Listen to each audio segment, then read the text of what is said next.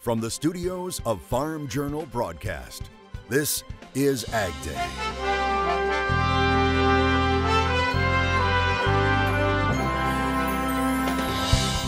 Coming up today on Ag Day, delays at the Mexico border, threats by the president to shut it down, have industry leaders concerned. The president's threat to shut down the southern border would be an economic disaster. We'll look at rural infrastructure damage caused by Midwestern flooding coming up. As talks between the U.S. and China to end the trade war reach a turning point. We are rounding the turn. We'll see what happens. Ag Day, presented by the all-new Chevy Silverado, the strongest, most advanced Silverado ever. Good morning, I'm Betsy Gibbon. Clinton has the day off. President Trump meeting with China's vice premier at the White House yesterday afternoon. It follows 2 days of talks between the U.S. and China in Washington. President Trump, U.S. Trade Representative Robert Lighthizer, Treasury Secretary Steven Mnuchin meeting with Chinese Vice Premier Liu He in the Oval Office. It comes as the two sides hold their 9th round of talks to resolve the trade dispute. The president saying progress is being made at a very rapid pace, but add that there's still a ways to go, but not very far. China's vice premier saying the two sides have made great progress, but Lighthizer also confirms there are still major issues left. We've had tremendous discussions. We're getting very close to making a deal. That doesn't mean a deal is made, because it's not, but we're certainly getting a lot closer, and I would think within the next 4 weeks, or maybe less, maybe more, whatever it takes, something very monumental could be announced. President Trump says the sticking points remain tariffs and intellectual property theft. He went on to say, if there is a deal, it will be epic and historic, and that could be a good deal for the world. It sounds as if lifting steel and aluminum tariffs on Canada and Mexico won't happen soon.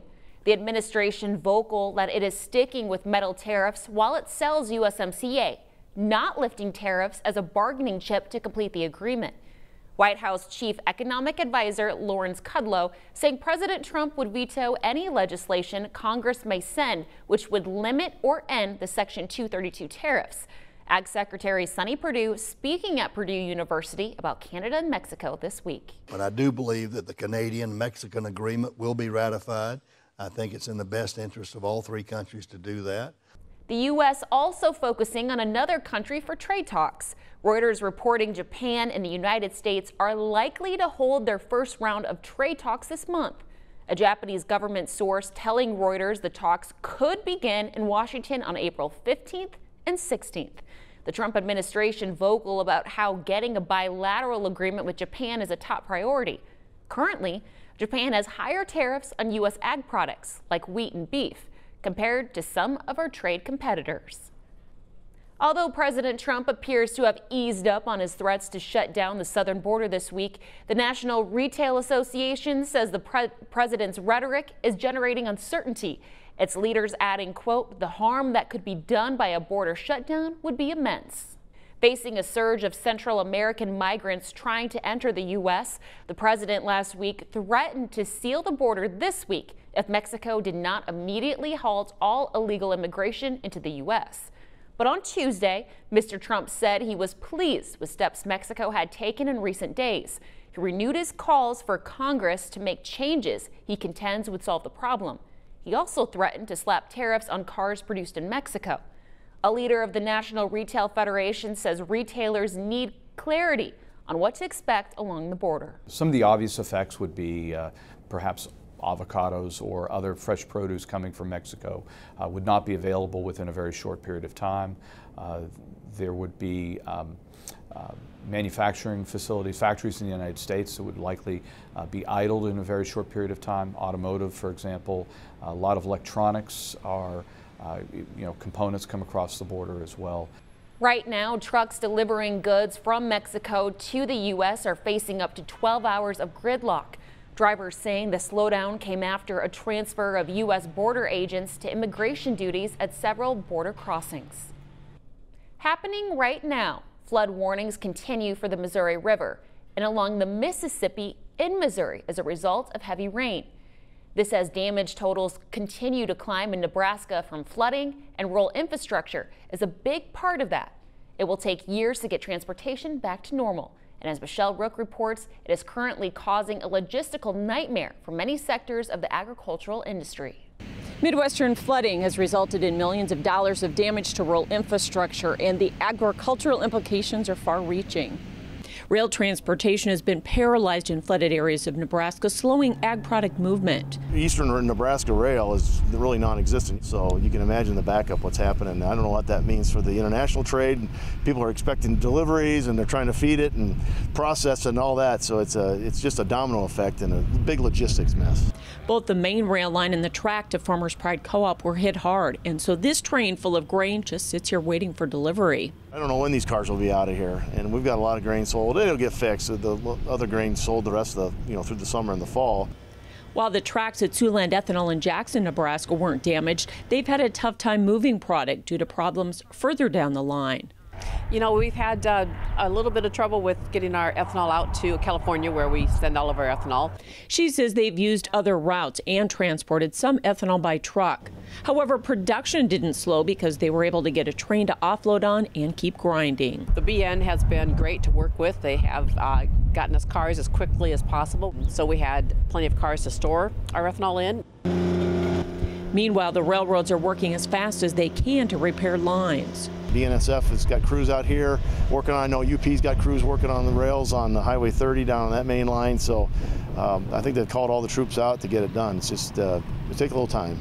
Many rural roads and bridges are also out, though, which has slowed movement of DDGs from the ethanol plants. The farmers and the truck drivers have been just great. We've worked with them as closely as possible, our regular customers, to make sure they have as much DDGs as possible, and even keep it on hand so that they've got extra. For them to get here, some routes have been, impacted, and it's been tough.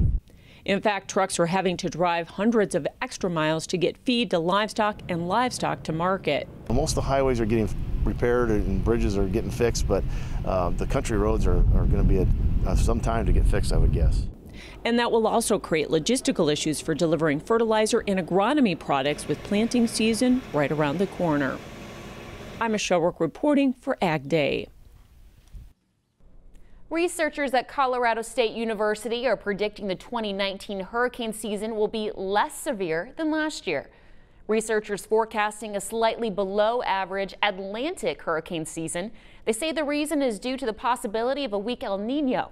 The team is predicting 13 named storms in the Atlantic, with 5 to become hurricanes and 2 to reach major hurricane strength.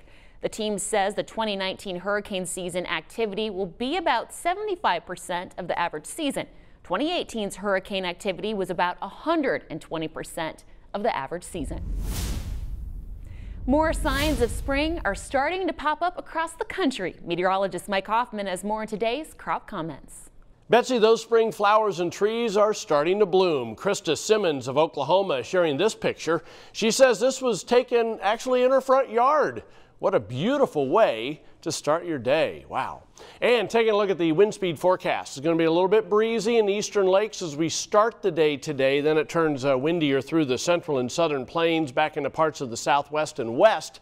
For the afternoon, heading into the day tomorrow, still going to be breezy in many parts of the plain states and the far northeast.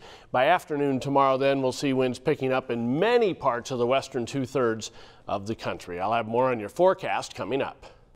We know what experts are saying about the prospective plantings when it comes to corn and soybeans, but what about those wheat acres? Some analysis coming up. And later, a closer look at this quirky piece of property that some neighbors wish would have been left in the Stone Age, coming up in the country.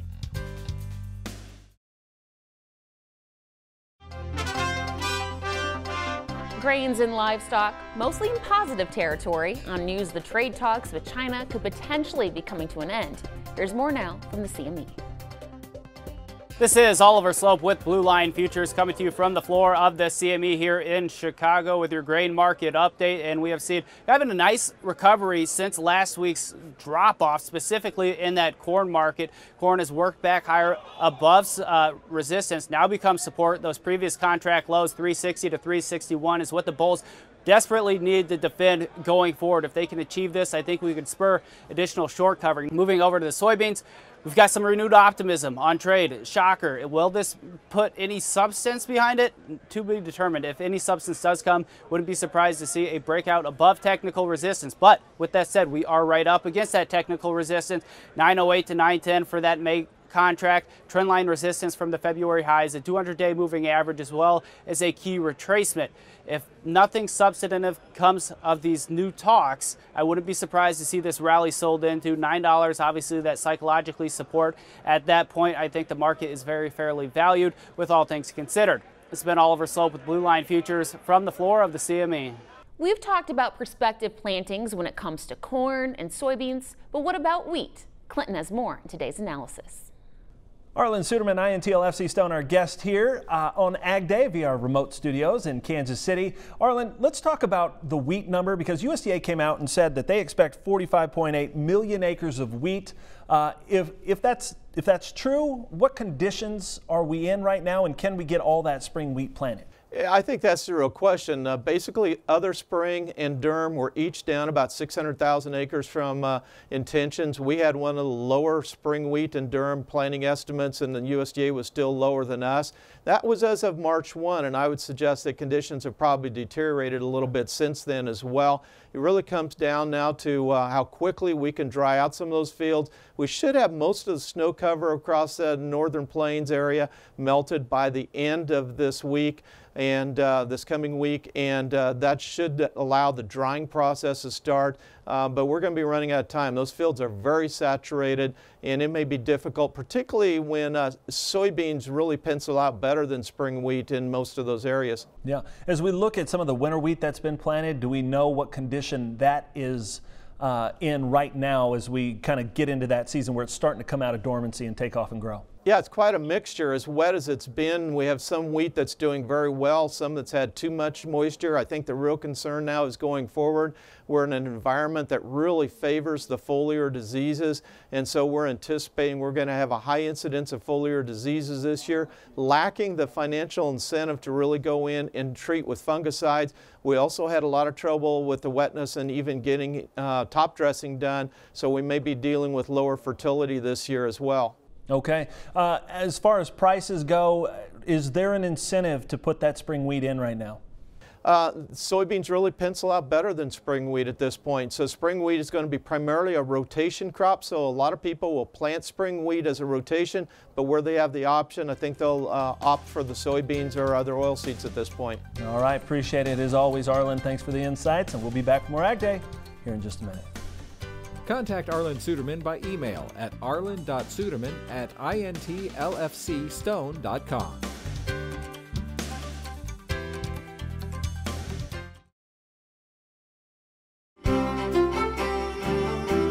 Welcome back to Ag Day with meteorologist Mike Hoffman. Mike, what's going on in weather today? It's kind of an active weather pattern. We have multiple storm systems kind of moving from west to east across the country, and a lot of them are going to be putting down some rain. And you can see two of them in the east today, causing lots of showers, even some thunderstorms in the southeast as we head through the day, and a little bit of snow and sleet to the north and northeast of that northern system.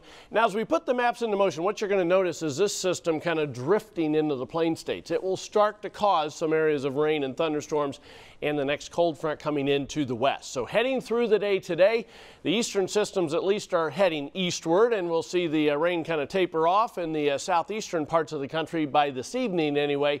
But still some rain, snow in the far northern part of that northern system, and of course the showers coming in even into central California, but there's going to be a little bit more farther to the north. Heading into the day tomorrow then, high pressure building through the middle Mississippi Valley, Ohio Valley, Tennessee Valley, giving you folks a very nice day. Stalled out front across the northern plains and Great Lakes will have a few showers along it. Most of the eastern system offshore, and there's those showers and thunderstorms starting to pop up in some areas that actually could use it now. We've started to see a drying situation in parts of Texas, and then you can see the next front coming across the Rockies. That will be spreading into the far western plains as we head through the end of the day tomorrow. And that low pressure system drifting northward, showers and thunderstorms really from Kansas all the way down into Louisiana and Arkansas with that. Taking a look at precipitation estimates over the past 24 hours, boy, some big amounts along the Gulf Coast, as you can see, from Louisiana into the panhandle of Florida.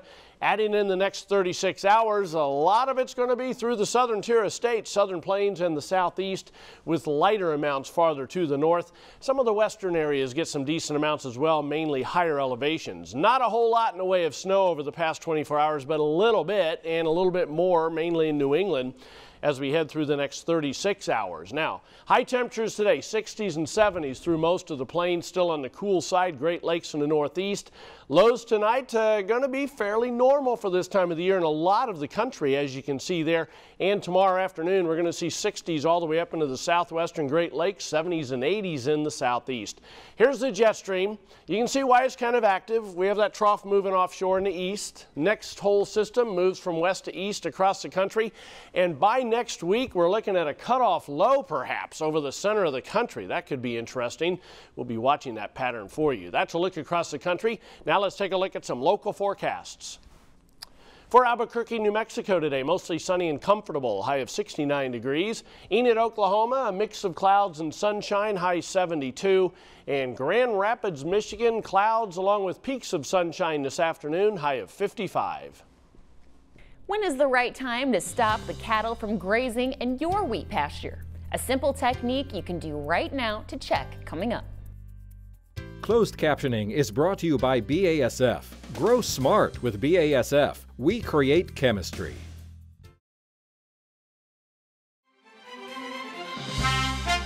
Do you let your cattle graze for a while in wheat pastures? When's the right time to pull them off of them? Kansas State wheat specialist Romulo Lolato has the answer. So the winter seems to be coming to an end here in Kansas and Oklahoma and the southern Great Plains in general.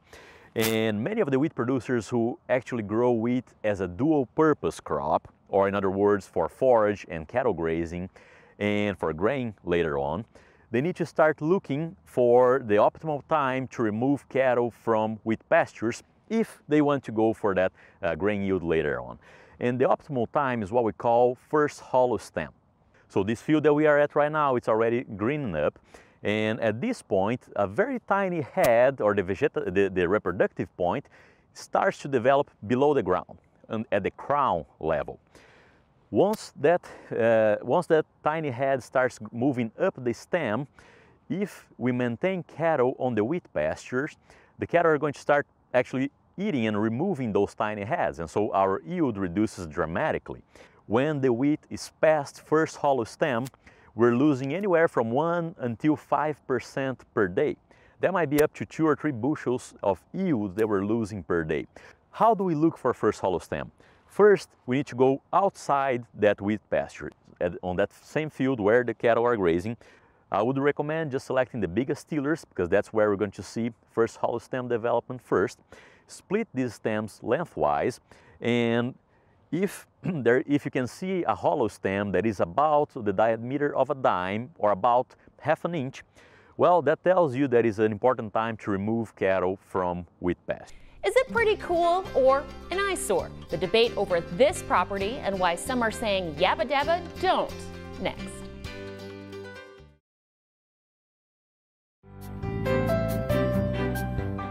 In the Country is powered by Kawasaki. Let the good times roll. All right, what do you think of this? It looks like something out of a cartoon, and that's probably because kind of is, but it's not getting any laughs from a lot of neighbors. Check out what's become known as the Flintstone House. It's located in an upscale San Francisco, California suburb. The home was inspired by the 1960s cartoon. It includes dinosaur statues and painted mushrooms, complete with a Yabba Dabba Doo sign. Now neighbors are filing a lawsuit against the homeowner who created it. The town of Hillsborough says the multi-million-dollar property is a public nuisance and an eyesore. She bought it in June of 2017, and she started making it her fantasies, making it her dream. And as you can see, people all over the world love it. Most town residents that I've talked to feel like this entire installation is far out of character for the town of Hillsborough, and they worry that if it's allowed to go on here, maybe somebody else will want to put up a Jetsons or Star Wars installation elsewhere in the town that everybody's going to have to look at all the time. Officials say the homeowner didn't file a design review or have building permits for what she did to the property. The homeowner's attorney says her client's constitutional rights to free speech and religion were violated. Well, that's all the time we have this morning. We're glad you tuned in. For all of us here at Ag Day, I'm Betsy Gibbon. Have a great day.